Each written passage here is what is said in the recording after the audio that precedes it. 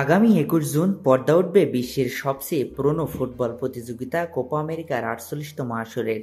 দক্ষিণ আমেরিকার শ্রেষ্ঠত্ব অর্জনের লড়াইয়ে অংশ নিচ্ছে ১৬টি দল। চলবে ১৬ই জুলাই পর্যন্ত।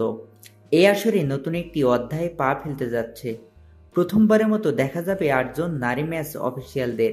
২ জন পালন করবেন মূল রেফারির দায়িত্ব। তারা হলেন ব্রাজিলের এদিনা আলভেস ও যুক্তরাষ্ট্রের মারিয়া ভিক্টোরিয়া পেনসো। শুক্রবার বিষয়টি নিশ্চিত করেছে দক্ষিণ আমেরিকার সর্বোচ্চ ফুটবল নিয়ন্ত্রক সংস্থা কনমেবল।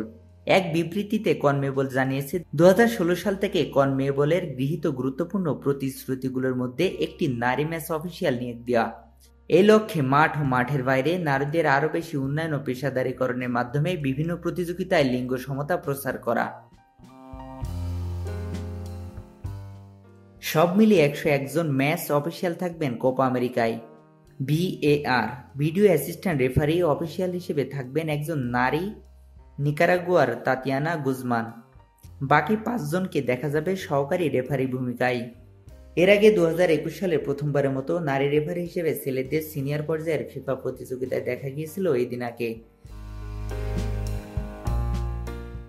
তিনি দায়িত্ব পালন করেছিলেন ফিফা ক্লাব বিশ্বকাপ। পরের বছর কাতারে অনুষ্ঠিত বিশ্বকাপ ফুটবলের রেফারি ভূমিকায় ছিলেন বাক ও নেসবিট।